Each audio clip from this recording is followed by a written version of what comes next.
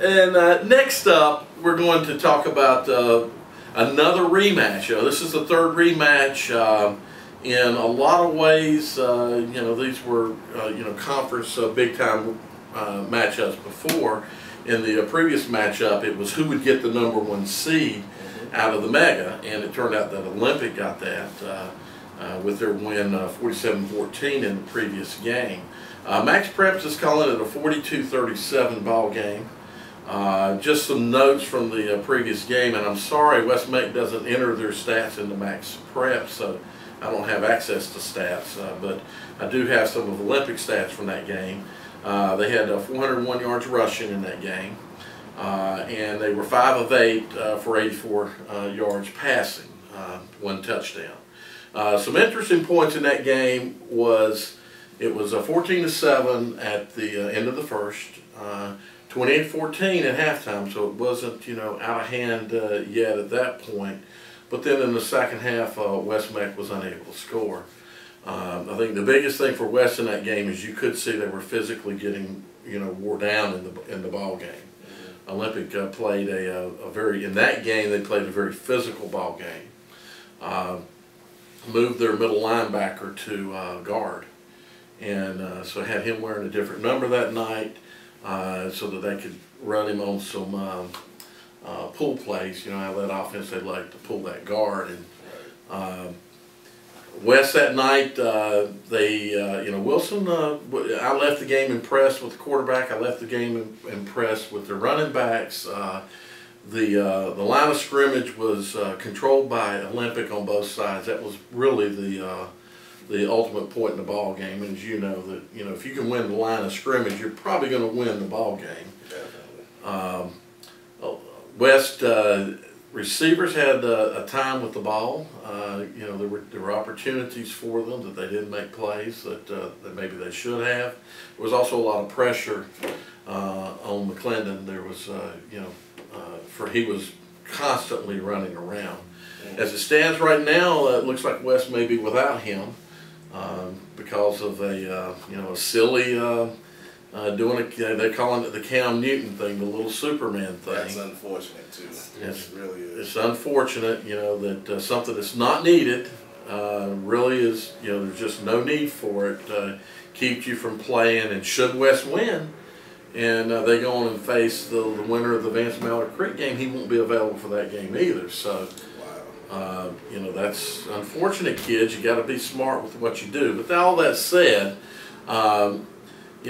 West went on after that ball game. They've had some big wins. I guess the most impressive win, well, obviously, is Huff. They had a decently impressive win against Ashbrook. We're not sure what happened there. And, of course, the other wins were against the lower part of the Mega.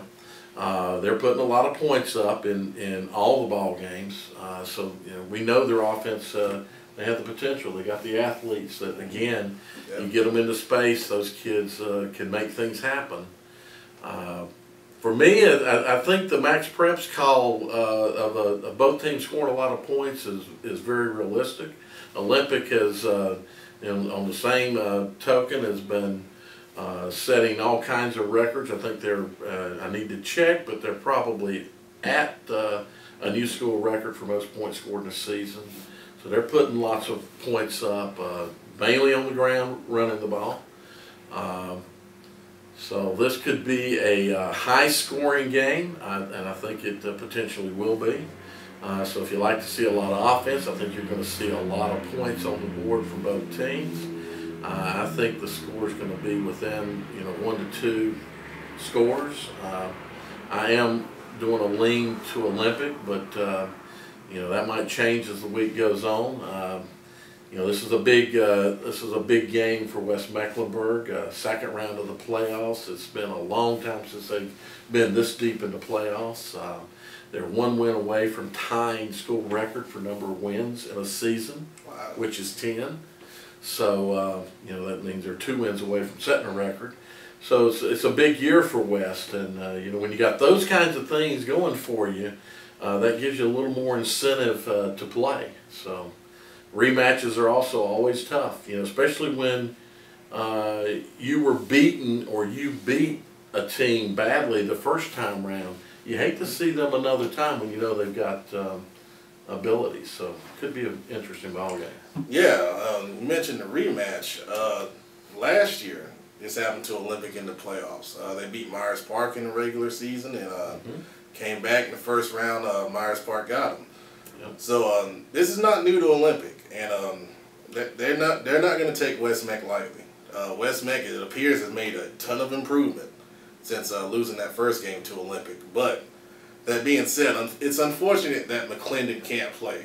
We haven't heard any official word yet. But if he can't play, I think you're going to see some Wildcat type stuff from West Meck. I don't know who the backup quarterback is, but if I had to venture a guess, Van Smith, one of their running backs, has had some experience at quarterback before. But I don't know how much practice time he gets or whatever. But I think between him and Wilson, I think you could see some Wildcat stuff from maybe the shotgun, or maybe you mix in some zone read or some kind of stuff like that to keep people off balance.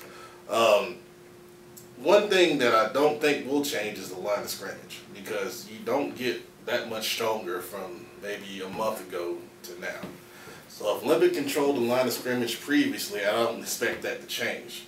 What's going to have to change for West Meck is they're going to have to make plays in the passing game. And it's going to be tough if their quarterback's not playing. So just saying that alone, I'm picking Olympic straight up, and I would say by 3 scores. And you know, it's unfortunate that McClendon can't play, because if he can play, that would change my outlook on the game a lot. Sure. Because when you go up and you beat Huff 45-10, that nobody on this panel predicted, or from what I've seen on the boards, no one predicted, right, except for maybe 2 or 3 West Meck fans. It's really unfortunate that that kid may not be able to play, because he's a great physical talent.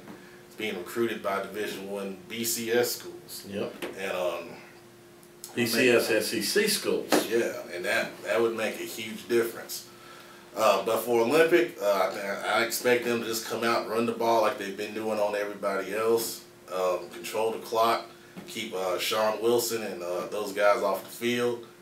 Special teams, that's going to play a big role for West Meck. They're going to have to make special teams plays to score, because if your quarterback's not playing, you got to find other ways to get the ball in good field position and shorten the field or even score touchdowns. Defensively for West Meck, they were really impressive shutting Huff down. But can they shut the Olympic run game down? I don't think anyone's done it that I've seen, and you've been at most of the games. Is there a way that they can find a way to shut the Olympic run down? Yeah, I've only actually been to 4 or 5 games. I haven't seen all the games, but the games that I've seen, even the Butler game, Olympic was able to move the ball. You know, their problems are on, or have been on defense, you know, especially with the pass. That's probably been their biggest weakness. Another weakness, if you want to point at weaknesses, and they're all out there on film, you know, you see them, is the special teams game.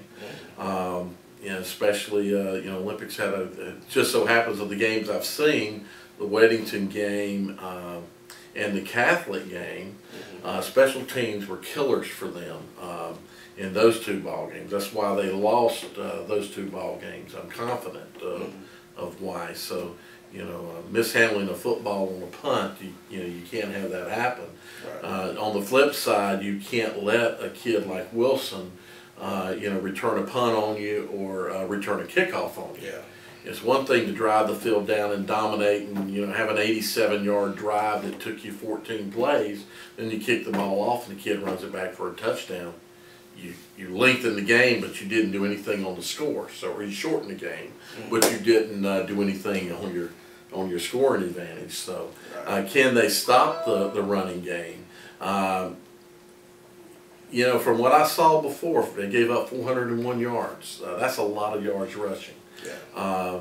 Certainly they can make some adjustments, but I think Olympic's going to get their yards. So, you know, the question is, can they keep them out of the end zone? You know, so again, it's one thing to get a lot of yards rushing, but when you get down in there in the red zone, especially when you get inside that 10-yard line and 5-yard line, if you can't punch it in, then, you know, what good was it? So I don't think they're going to stop Olympics' run game, but I think they can, you know, they can potentially slow it down. And of course, one of the ways to stop the run game, Olympics run game, is to keep your offense on the field. Yeah.